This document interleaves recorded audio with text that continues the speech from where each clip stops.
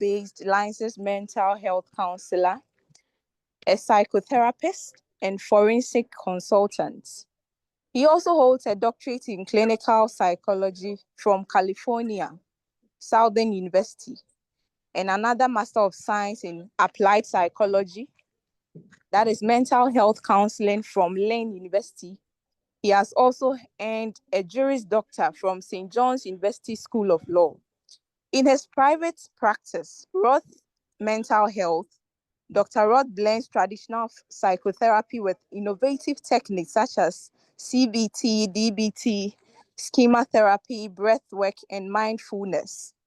He has also taught at Lane University and brings extensive legal experience in various practice areas, enriching his approach to mental health and forensic evaluation. So today, Dr. Roth will present on the extending law and psychology into the wider world. Participants, let us welcome Dr. Michael Roth. Dr. Michael Roth, you are welcome. Hey, I'm trying to see where I am. First of all, can everybody see me on screen? And can everybody hear me? Yes, sir. Okay. I don't know how to put a slide presentation up in this format. So I don't know that I'll necessarily try. Let me just talk to you. First of all, I sounded very impressive in the introduction. Thank you. It's Dr. Mitchell Roth, not Michael Roth. I know it's a common mistake that's made. Anyway, I feel, in this forum, I feel a little bit like a fish out of water because my involvement in forensics has to do with forensic psychology, and I'm not not the sexy kind of forensic psychology that's involved in determining what is the what can we know likely about an individual who committed a crime or a mass murder or something like that. That's the stuff for television. My involvement in forensic psychology comes as a result of the fact that I've treated patients and I've been a lawyer, a practicing lawyer. And so when an individual, for instance, is injured in a case that becomes injured in a loss, an accident that becomes a lawsuit, testimony is ultimately going to be required if the case goes to trial. And to help lay juries understand the particular suffering that this individual goes through because of his particular background and experience, that's one of the things that I do. Also in forensic psychology, the less sexy thing that forensic psychologists do all the time is determine things like, is someone capable of defending themselves? Is someone capable of interacting effectively with legal counsel? Can someone understand the nature of the charges against them and the consequences that flow? So those kinds of evaluations are also done. So that's very different from the types of presentations today, which have been involved in essentially crime scene investigation. When I was first invited to present in this forum, I indicated that I didn't know if I was necessarily the right person to present in this forum, for the reason that I don't, get involved in forensic science. I'm not a forensic scientist, I'm a psychologist. And in discussing it, and after the invitation, we decided that it was worthwhile presenting the idea that in these very specific roles that we play in the world, we are still members of a larger society. One of the focuses of psychology is called social psychology, for instance, which looks at, society of cultures and society of the psychology of society. And this, brought me to, well, what happened was, so that I can explain it, is that as everybody knows, in the United States, I think it was on January 9th, there was a major assault on the Capitol of the US Congress. And I started to, I was very disturbed at what I saw, and I started wondering, what did it take for an individual to leave their homes, to leave their lives, to travel many miles in order to participate in this event? No matter how somebody felt about, the election of Donald Trump, well, not the election of Donald Trump, the fact that he lost the election, no matter how they felt, most people that, were unhappy with that result did not go to Washington in order to try and participate in the assault on the Capitol. And I started wondering, what does it take to get somebody to do that? And in thinking about it, ultimately, I put on my social psychologist hat, and determined that for an individual to do that, they had to be very angry. And what can make somebody so angry from an election? And ultimately, I came to the conclusion, partially through clinical practice and also from literature, that we carry wounds from our childhood in the limbic part of our brains. And those wounds get triggered by events as we go through the course of our life. What I saw happening here in the United States, which is probably, somewhat of a unique circumstance, I guess people here from all over the world, and I don't know how applicable or how, the political and social systems are where each of you are. But in the United States, people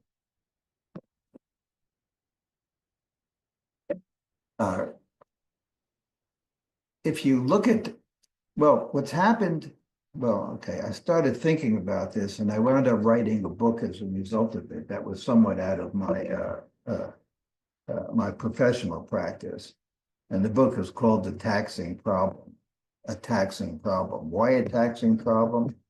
Because as I looked at the assault, on the Capitol that occurred in the United States, it became apparent to me that everyone that was sufficiently motivated to participate in this violent event, which could have torn down society, every one of them were motivated by the fact that they perceived that something was terribly unfair. Now, Donald Trump in that time sold, the idea in the United States that he was robbed of the election and it wasn't fair. And in my putting on my psychologist cap, it became apparent to me that the basic wound that everybody carries into our adulthood is when we first experience and consistently experience through the course of our childhood that something is not fair,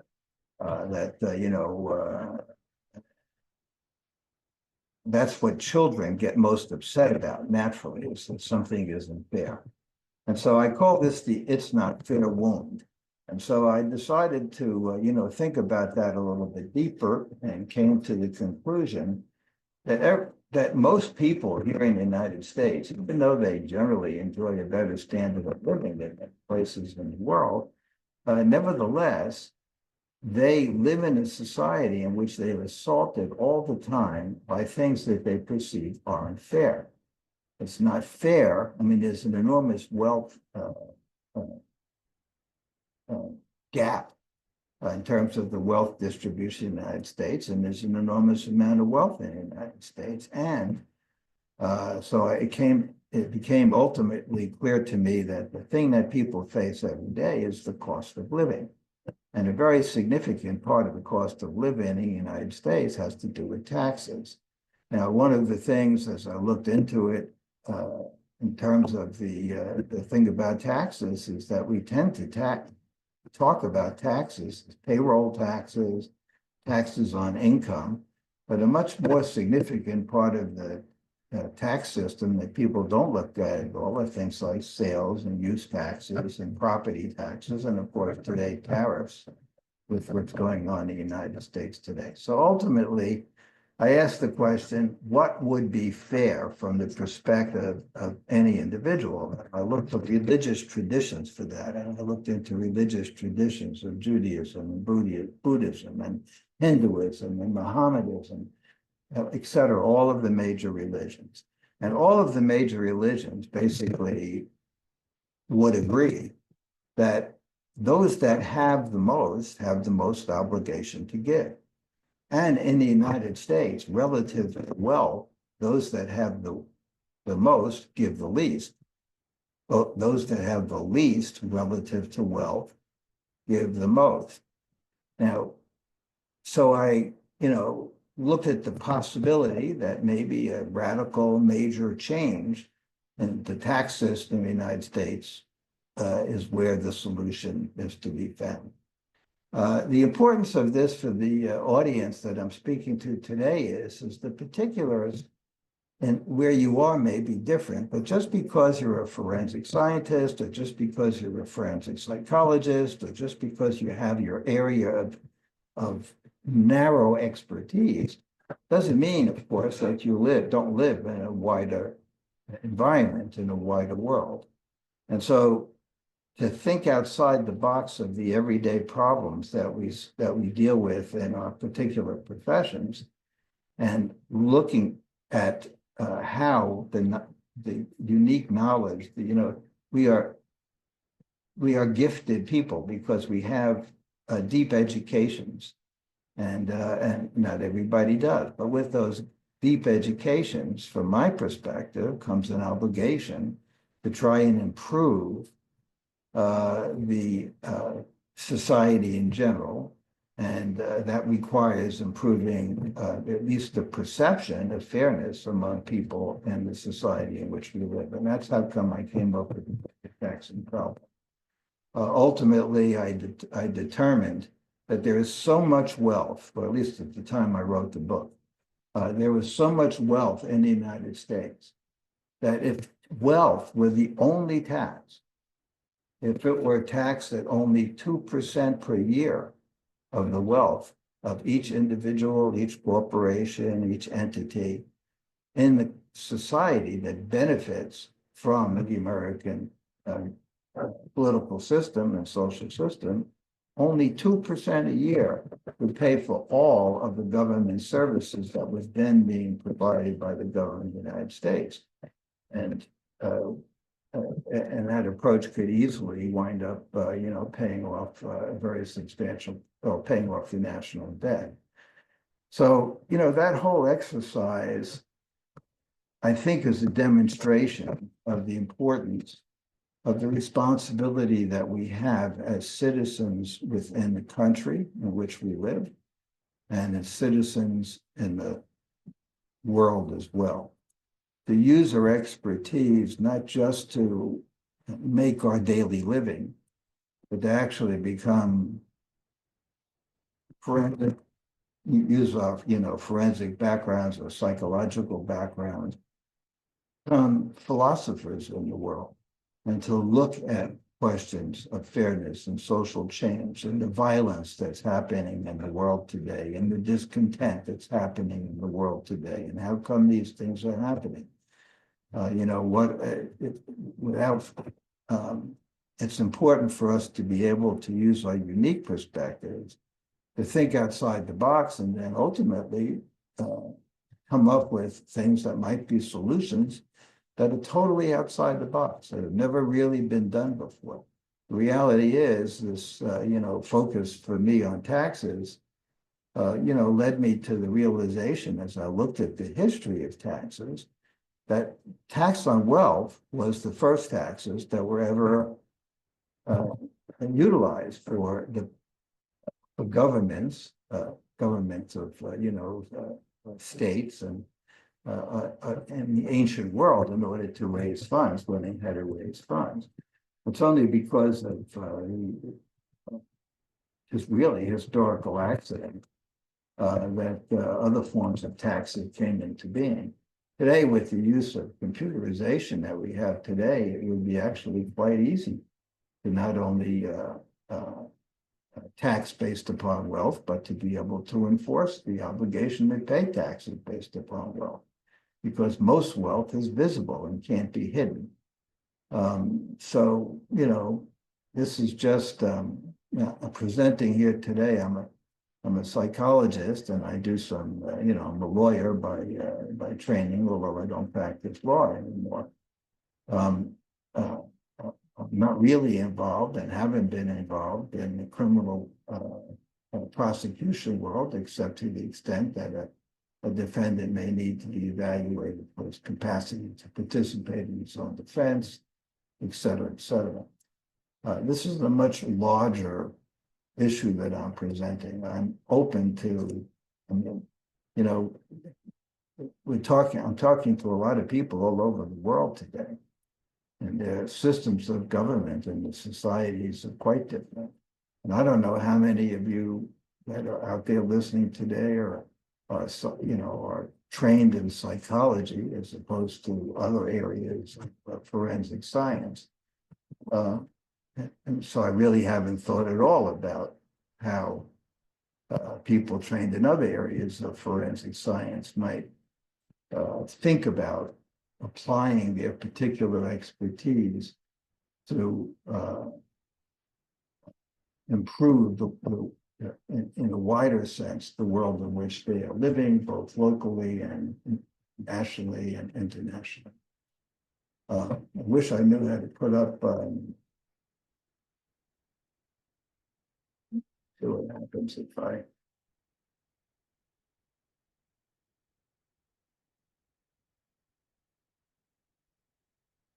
anybody know how I put up a slide on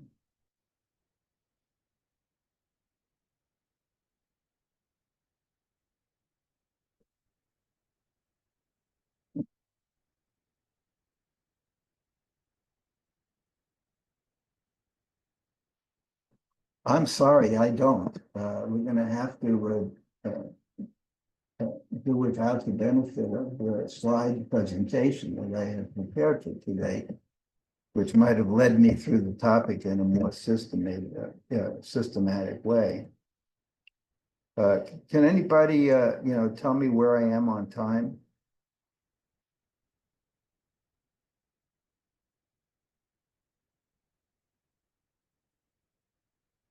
Or anyone that can tell me where I am on time, how much time I have?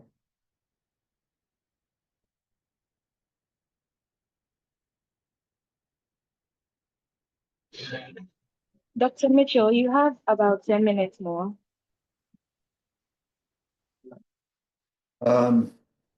Also, is there anyone that can tell me how I can take this slide presentation and make it available to you?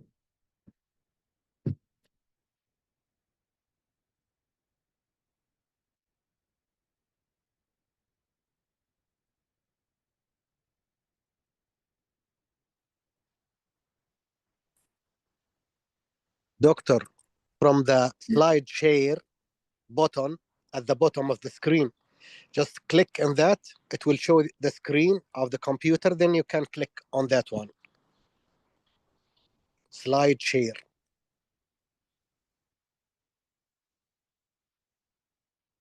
All you need to do.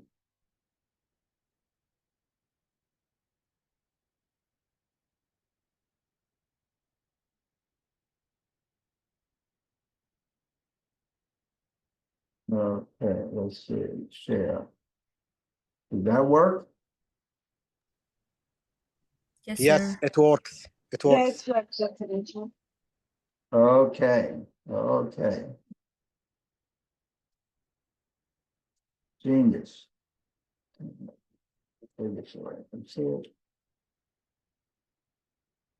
So I covered some of this already. I'll go through it quickly. what motivated me to engage in the particular activity that I did in terms of writing this book. This is what the book looks like, by the way. And I started out because I was basically asking myself, how does mass political violence occur?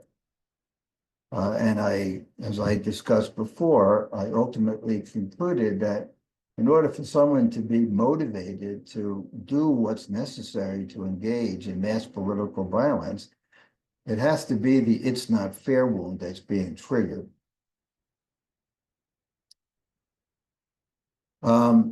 Also, of course, I had to write this in the context of the promise of democratic systems. In the United States, the expectations of people and what they consider to be fair or unfair depends upon the culture that they are living in, which includes, things like the Declaration of Independence that says that all men are created equal and endowed by their creator, et cetera, et cetera. So that political culture makes a big difference in terms of what somebody in our culture, in the American culture, thinks is fair and not fair. I looked at the research between law and emotion. There is certainly has been demonstrated a relationship between political unrest and emotion, which, and interestingly, although it's rarely well known, it's rarely discussed, even in academic circles. In the world and in the United States, there's much discussion of and advocacy for economic and social justice. And from my perspective, though, a lot of the discussion seems to miss the point of the connection to human emotion. What is important is not equality of wealth or other measurable criteria, but rather the perception of fairness. So, as I discussed before, where does humanity obtain ideas of fairness? And I, talked about the fact that I looked at religious traditions, but also the social compact. That we gathered together on a social compact with certain expectations of fairness. And then I looked at, how government is financed, which is at both the national and local levels. And it's through various means of raising revenue. And some of these means are called taxes, but others are called fees, and more recently today, tariffs. And all of this revenue falls on the back that needs to be raised by government, falls on the backs of the poor and working class more than the owning class when measured against wealth. And then, it's important to consider how did it happen. And it's important to know that wealth is created and maintained because of and through the maintenance of the social contract. Therefore, taxes by any name should be, in fairness, be collected in direct proportion to the wealth of the taxpayers. So, I guess if there's a lesson to what I'm suggesting, or a benefit that I can, add to your thinking, is to not be satisfied simply by providing analysis and testimony relative to isolated legal cases, criminal cases. We who have a deeper understanding of human behavior in the context of the operation of law in society have a special relationship to advocate for a better world as part of what we do as citizens of our country. And that's really the message that I have to offer. This final screen shows, my phone number in the United States, which is United 561-740-5642. And I'm happy to talk to people, about anything that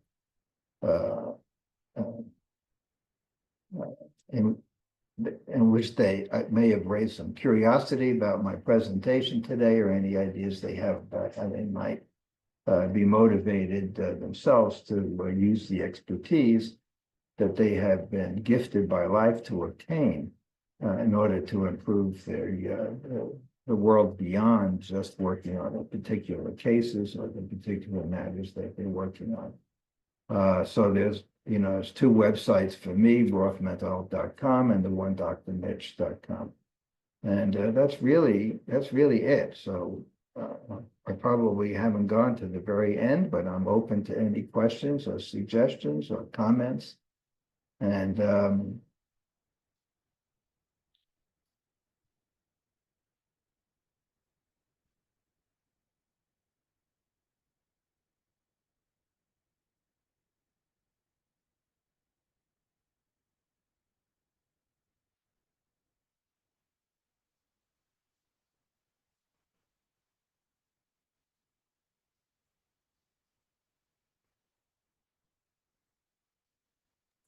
Please, do we have any questions for Dr. Mitchell?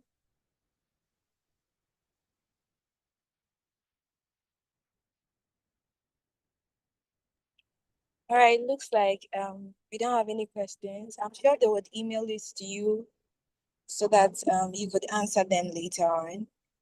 But thank you very much, Dr. Mitchell. We are very pleased to have you on the platform. okay, well, You still have more time. So if you have any additional information you'd have to give to us, we are still available to hear you. I really don't have any additional information. As I said, although I work in the world of the law, and but it's not in crime scene work. It seems that most of the well, at least the other presenters are involved in crime scene investigation, and I'm assuming that that's what attracted most of the people that participate in its online seminar today.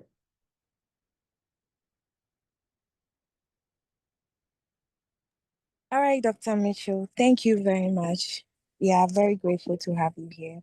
So without further ado, I would like to thank everybody for coming, and my co-host will give the closing remarks so that we wrap up. So I would hand over to her.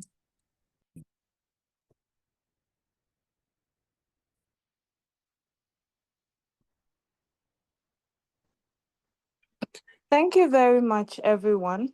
We've come to the end of this incredible journey. I want to take a moment to reflect on what we've accomplished together over these past few hours. This summit has been a testament to the power of collaboration, innovation, and shared knowledge. We've heard from brilliant minds across various corners of forensic science. Each presentation, discussion, and interaction has brought us to a closer and deeper understanding of this ever evolving field. To our esteemed speakers, thank you for sharing your expertise, insights, and passion. Your contributions have made this event truly exceptional. To our participants and attendees, your engagement, thoughtful questions, and enthusiasm has been the driving force behind this summit's success. Your presence has truly enriched this experience for everyone. A special thanks to our partners and technical team. Without your support, this event would not have been possible. Your commitment to advancing forensic science is deeply appreciated. And finally, to the organizing team and virtual events worldwide, thank you for your tireless effort in bringing this summit to life. Your dedication behind the scenes made this seamless and impactful. As we close, remember, this is not the end, but a continuation. The connections made here, the ideas shared, and the knowledge gained will undoubtedly shape the future of forensic science. Let's carry this momentum forward, collaborate, innovate, and keep pushing boundaries. On behalf of the entire team, thank you for being part of the Forensic Summit 2025. Stay curious, stay connected, and we look forward to seeing you at our next event. Goodbye, stay safe, and until next time.